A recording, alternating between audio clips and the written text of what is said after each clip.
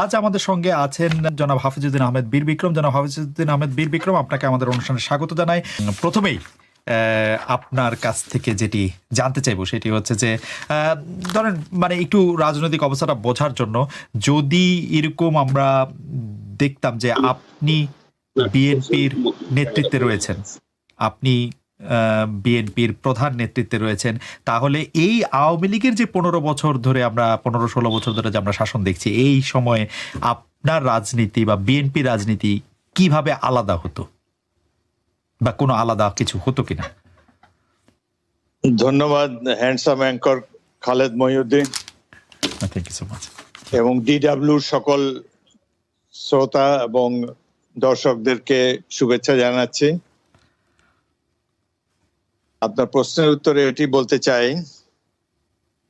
যে ধারণা করে নিলাম যে আমি বিএনপির ডিসিশন মেকার, তাহলে আমি চেষ্টা করতাম যে এই নির্বাচনটা জাতিসংঘের সহায়তা নিয়ে অংশগ্রহণ করা যায় কিনা, এই নির্বাচন কমিশনকে সরাতে হতো, এবং তারপর যদি যুক্তরাষ্ট্র, ইউরোপিয়ান ইউনিয়ন এবং জাতিসংঘের সরাসরি মধ্যস্থতায় কিংবা সুপারভিশনে যদি বিগত 7ই জানুয়ারি নির্বাচনটি হতো, তাহলে বিএনপির ক্ষমতা যাওয়ার সমূহ সম্ভাবনা ছিল।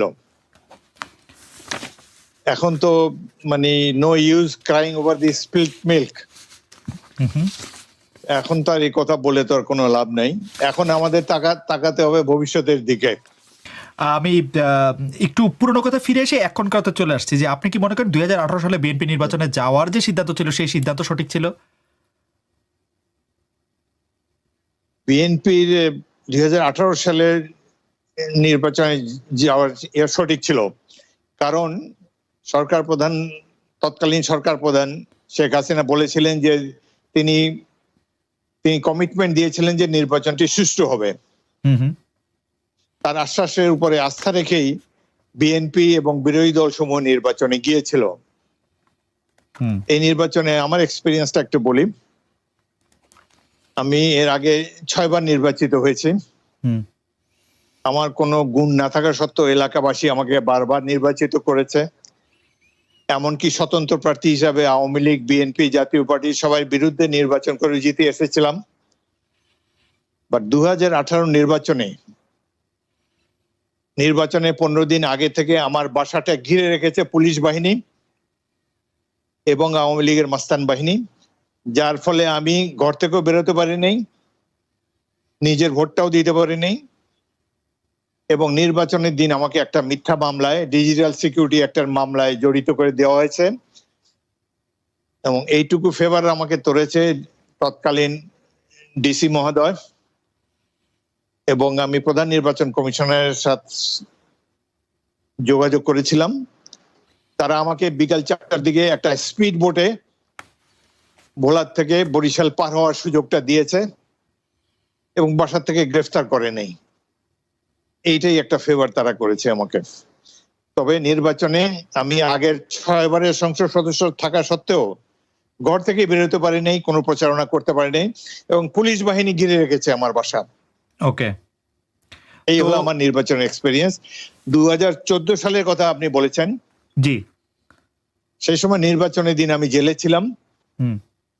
তবে নির্বাচনের ব্যাপারে আমার ইচ্ছা ছিল যে সেবার নির্বাচনে যদি আমরা অংশগ্রহণ করতাম বিএনপি, তখন আওয়ামী লীগ অত্যন্ত লেজে গোবরে অবস্থায় ছিল, এবং আওয়ামী লীগের নেত্রী আমাদের নেত্রীকে বলেছেন যে স্বরাষ্ট্র মন্ত্রণালয় সহ অন্যান্য মন্ত্রণালয়ে দিতে রাজি হয়েছিলেন, এবং আমরা বার্গেন করে দেখতে পারতাম যে নির্বাচনটি সুষ্ঠুভাবে করা যায় কিনা। তবে তারপরে 14 তুলনায় 18তে অনেক ভয়াবহ নির্বাচন হয়েছে। 18তে কোনো নির্বাচনই হয়নি, এবং যেই আশ্বাসের উপরে ভিত্তি করে, সরকার প্রধানের আশ্বাসের উপর ভিত্তি করে আমরা নির্বাচনে গিয়েছিলাম, এই আশ্বাসটি একেবারে ভুয়া প্রমাণিত হয়েছে, এবং ক্ষমতার সামনে আওয়ামী লীগ ক্ষমতা ছাড়া আর কিছুই বুঝে না, এটাই প্রমাণ হয়েছে। বিশেষ করে যদি আমি বলি, যখন আপনার জমি আসলে আপনি ফেরত পেলেন, তখন থেকে একটি কথা ডালপালা, মানে আদালতের নির্দেশে অবশ্যই কথা ডালপালা মেলতে শুরু করে যে সরকারের সাথে আপনার একটি সমঝোতা হয়েছে এবং সরকার আপনাকে একটি বিকল্প দল করার প্রস্তাব দিয়েছে এবং সেই প্রস্তাব আপনি নিয়েছেন। ও কেউ কেউ এই রিপোর্টও করতে থাকলো যে আপনি কত টাকা চেয়েছেন, কত টাকা সরকার দিতে রাজি হয়েছে, কারণ আপনি এমনিতেও বিএনপির প্রতি ক্রিটিক্যাল ছিলেন। সেই আগুনে আবার ঘি পড়েছে, বিএনপি আপনাকে শোকজ করেছিল 2020-এর দিকে, আপনিও একটু ক্রিটিক্যাল ছিলেন দলের ব্যাপারে। তো সেটি আসলে কি হয়েছিল আমাদের একটু বলবেন? যে আমরা জানি যে আপনি আসলে খুবই সাহসী একজন মানুষ, আপনি রেখে ঢেকে কথা বলা বা মিথ্যা কথা বলা খুব বেশি পছন্দ করেন না।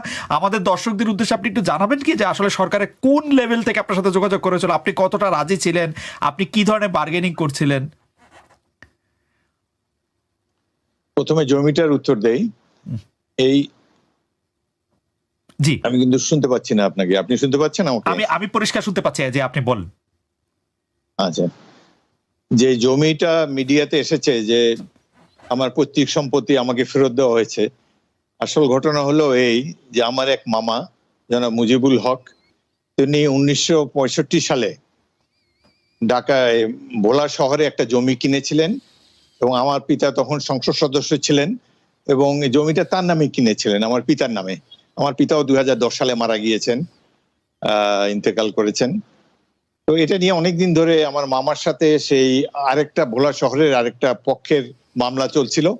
অবশেষে রায় পেয়েছে যে এটি আমার মামাই সঠিকভাবে কিনেছেন। এটা আমাদের গ্রামাঞ্চলে এরকম অনেক হয়, বেনামের নামে। এটা এই জায়গায় আমি কোনদিন যাইও নাই, দেখিও নাই। আমার পিতার নামে জিনিসটা কিনে হয়েছে, আমার পিতার ইন্তেকাল করার পর এটি আমার মামার পরিবার তারাই ভোগ করছে। আমি ওটা দেখতেও যাইনি কখনো কোথায় কি আছে। সুতরাং এটা টেকনিক্যালি তারা কারেক্ট দিয়েছে যে আমি পৈতৃক সম্পত্তি ফেরত পেয়েছি, বাট এটা আমার মামার সম্পত্তি, তারাই নিয়েছেন। এই সম্পত্তি সম্পর্কে আমি কিছু জানিও না এবং আদালতের রায় দীর্ঘদিন মামলা চলার পর এটি আমার মামা সেটি পেয়েছেন। বর্তমানে আমার মামাও পরলোকগত, সুতরাং এ সম্পর্কে ভুল রিপোর্টিং হয়েছে। এই জমি আমার মামার এবং তার পরিবারের দখলে এখনো আছে, ওটা আমি দেখিও নাই, ওটা আমার যাওয়ার সম্ভাবনাও নাই। আমি ইন গুড ফেইথ তাদেরকে দিয়ে দিয়েছি, যেটা আমার পিতা করতেন বেঁচে থাকলে।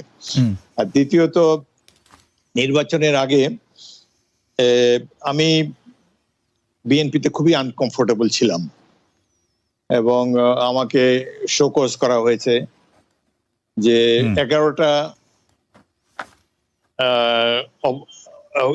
অভিযোগ আমার বিরুদ্ধে ছিল। আমি সংস্কারপন্থী, আমি কর্মীদের লুক আফটার করি না, শীর্ষ নেতৃবৃন্দের সমালোচনা করি, এই ধরনের 11টা। সেটা আমি আমার বাসায় একটা সাংবাদিক সম্মেলন করে আমার পজিশন ক্লিয়ার করেছি, লিখিতভাবে জবাব দিয়েছি এবং আমার মনে হয় বর্তমানে আমাদের শীর্ষ নেতৃত্ব মোটামুটি তারা স্যাটিসফাইড। তবে এটা আমার জন্য একটা ব্যাড টেস্ট সৃষ্টি করেছে এবং আমি আনকমফোর্টেবল থাকার পরেও মানে আমাকে 2018 নির্বাচনে নমিনেশন দেওয়া হয়েছে। 2000 সর্বশেষ 18 পরে তো আর আমরা নির্বাচনে যাইনি এবং তার আগেও 2008 সালের নির্বাচনেও আমাকে মনোনয়ন দিয়েছে দল থেকে। বেগম খালেদা জিয়ার সাথে আমার একটা আন্ডারস্ট্যান্ডিং আছে, তিনি আমাকে অনেক আগে থেকে চেনেন। সেকেন্ড লেফটেন্যান্ট যখন ছিলাম, জিয়াউর রহমান যখন সদ্য ক্যাপ্টেন থেকে মেজর হয়েছেন, সেই সময় থেকে পরিচয়। তারা মোটামুটি আমাকে চেনেন, বাট বর্তমান বিএনপি নেতৃত্বের সাথে আমার কিছুটা দূরত্ব আছে এবং যেভাবে দলটি চলছে এ ব্যাপারে আমার অনেক রিজার্ভেশন ছিল। যেমন দলে 6-7 বছর ধরে কোনো কাউন্সিল হয় না, দলে যেভাবে দলের নেতৃত্ব নির্বাচন করা হয় উপজেলা জেলা পর্যায়ে, সেইভাবে এখানে হয় না। এখানে উপর থেকে চাপিয়ে দেওয়া হয় যে অমুক। উপর বলতে কি এখানে আপনি জনাব তারেক রহমানের কথা বলছেন? জনাব তারেক রহমানের কথা বলছেন না মির্জা ফখরুল ইসলাম আলমগীর বা স্ট্যান্ডিং কমিটি মেম্বার? না, আরো উপরে শীর্ষ নেতৃত্বের কথাই বলছি। জনাব তারেক রহমানের কথা বলছেন। জি, এখানে ওইভাবে অন্যান্য দলে যেভাবে রাজনৈতিক চর্চা হয়, কাউন্সিলের মাধ্যমে কমিটি গঠন হয়, এখানে সেটা হয়নি। তবে এখন এতদিনে তো আমরা অভ্যস্ত হয়ে গেছি, দলও অভ্যস্ত হয়ে গেছে, এখন আর আমি এটাকে কোনো দোষ বলে মনে করি না। তবে তখন এই সময় আমি সমালোচনা করেছি। যেমন আমার এলাকাতে ধরেন ছাত্র দল, যুব দল, এসব কমিটি যাদেরকে দিয়ে করা হয় আমি চিনিও না তাদেরকে। আমি 8টি নির্বাচন করেছি, 6টাতে জিতেছি, 2টাতে ঘর থেকে বেরোতে পারিনি সন্ত্রাসের কারণে। বাংলাদেশের একজন খুব বড় মাপের সন্ত্রাসীকে আমার এখানে আওয়ামী লীগ নমিনেশন দেয়, যেখানে আমরা ঘর থেকে বেরোতে পারি না এবং 6-7 বছর এলাকায়ও যেতে পারি না, কেবলমাত্র নির্বাচনের সময় যাই আমরা এলাকাতে। এবং আমার হাজার হাজার কর্মী এখন ঢাকা চট্টগ্রামে এলাকা ছাড়া ভোলা ছেড়ে তারা বাইরে, কেউ রিক্সা চালায়, কেউ মুদি দোকানদারি করে, কেউ চাউর দোকানদার করে, এলাকায় যেতে পারে না। ভয়াবহ এক সন্ত্রাস, সেখানে যে কোনো ব্যক্তি গেলেই দেখতে পারবে। এই ধরনের সিচুয়েশনে আমরা এমনিতেই তো কোণঠাসা হয়ে আছি, তার মধ্যে যে গণতান্ত্রিক চর্চাটা একটু চলুক, সেখানে যদি দেখি যে এত মারদাঙ্গা নির্বাচনে আমাদের অংশগ্রহণ করতে হয়, আমাদের উপরে আমার যারা এজেন্ট হয় তাদেরকে দা দিয়ে কোপানো হয়, নির্বাচনে 15-16 দিন আগে থেকেই শুরু হয়ে যায়। এই ধরনের সিচুয়েশনে আমার যাদেরকে নিয়ে এগুলো প্রতিরোধ করব, ছাত্র দল, যুব দল, তারাই যদি অচেনা লোকেরা, যাদেরকে আমি চিনি না, যারা নির্বাচনে কোনোদিন আমার হয়ে কাজ করেনি, তাদেরকে নিয়ে আমার পথ চলতে একটু অসুবিধা হচ্ছে। এসব কারণে আমি অনেকবার প্রতিবাদ করেছি এবং আশা করেছিলাম যে কাউন্সিলের মাধ্যমে সব কমিটিগুলো হয়ে যাক। আরেকটি জিনিস হলো, বিএনপিতে ওই সময় যে যারা নেতৃবৃন্দ, একটা দলের, বিএনপির মতো দল যারা নির্বাচনের মাধ্যমে ক্ষমতায় যেতে চায়, তাদের পিলার হলো এই এমপি প্রার্থীরা। সংসদ সদস্যরা জিতে আসলেই কেবলমাত্র এই দল ক্ষমতায় যেতে পারবে, আমরা 151টি আসন পেলে। কিন্তু সেই জায়গায়, সেই নির্বাচনী এলাকায় যদি এমপির বা এমপি প্রার্থীর কোনো কর্তৃত্বই না থাকে, অচেনা লোকেরা অন্য কোনো ডুবিয়াস মেথডের মাধ্যমে যদি তারা পদায়ন করা হয় তাদেরকে, তাহলে আমার সেই 2001 সালে বিএনপি জামাত ক্ষমতা এসে আমাদের নেতা কর্মীদের উপর অক্ষত অত্যাচার করেছিল। আমি সবাইকে বলছি যে ধৈর্য ধরো, আমরা দেশের উন্নতি করি। দেশের উন্নতি করার মধ্য দিয়ে এটা আমাদের মানে প্রতিশোধ হবে। মানুষের গায়ে মানে পাল্টা আঘাত করে না, কুকুর কামড়ালে কুকুরে কামড়াতে হয় না। কিন্তু এবারে যেটা দেখলাম যে ওরা এত জঘন্য, এই জামাত বিএনপি এদের না আছে চক্ষু লজ্জা, না আছে কিছু, সবগুলি হচ্ছে চোর খুনি। নইলে এইভাবে কোনো মানুষকে মারতে পারে না। আমরা তো 15 বছর 7 মাস একটানা ক্ষমতায়, তখন যদি আমরা এই প্রতিশোধ নিতে যেতাম তো একজনও থাকতে পারতো? বিএনপির নাম নিশানা নেওয়া বা জামাত, আমরা তো তা করিনি। আমরা ন্যায় বিচার প্রতিষ্ঠা করেছি, আমরা মানুষের অধিকার নিশ্চিত করছি। আমি যে সামাজিক নিরাপত্তা, বয়স্ক ভাতা, বিধবা ভাতা, প্রতিবন্ধী ভাতা, পারিবারিক কার্ড, সে আমরা যা দিচ্ছি সবার জন্য। যারা গরিব তাদেরকে বিনামূল্যে ঘর করে দিয়েছি, যারা ভূমিহীন তাদেরকে। কে কোন দল বা আমাকে ভোট দেয় কি না দেয় সেটা তো না। আমি যে বাংলাদেশ আমার বাবা স্বাধীনতা এনে দিয়েছেন, তিনি চেয়েছিলেন দুঃখী মানুষের মুখে হাসি ফুটাতে, তিনি চেয়েছিলেন এই দেশকে উন্নত করতে, এই দেশের প্রত্যেকটা মানুষের জীবন মান উন্নত করতে। আমি সেটাই করব, আমি তাই করে দিয়েছিলাম। কিন্তু আজকে সবচেয়ে দুঃখ লাগে যে আমি দিন রাত অক্লান্ত পরিশ্রম করেছি, আমার ওই 10 বছরের বাচ্চা, তাদেরকে তো আমার বোনের কাছে দিয়ে আসছি, বোনই দেখছে, এরপরে তো হোস্টেলে রেখে দিয়েছিলাম। ওদের তো একটা দিন ভালোভাবে দেখতেও পারিনি, খাওয়াতে পারি, কিচ্ছু করতে পারিনি। হ্যাঁ, তারা নিজেরা কষ্ট করছে, লেখাপড়া শিখছে, বিশ্বের ভালো ভালো শ্রেষ্ঠ বিশ্ববিদ্যালয় থেকে ডিগ্রি নিয়ে নিজেদের কাজ নিজেরা করে খায়। ওদেরকেও ছাড়ে নাই, কিন্তু প্রত্যেকে এক একটা কাজ করে, চাকরি বাকরি করে খায়। তাদের বিরুদ্ধে মিথ্যা মামলা দিয়ে, সবার বিরুদ্ধে মিথ্যা মামলা দিয়ে তাদের বিরুদ্ধে রায়ও দিয়ে দিয়েছে। এবং ওরা তো বিভিন্ন বিষয় থাকে, যে ইংল্যান্ডে লয়াররা আইনজীবীরা দেখে হাসে, ওইটা আবার কেমন মামলা, তোমাদের দেশে কিরকম মামলা হয়, কিরকম আইনজীবী, কিরকম জুডিশিয়ারি। মানে বাংলাদেশটাকে একটা হাস্যাস্পদ করে দিয়েছে বিদেশে।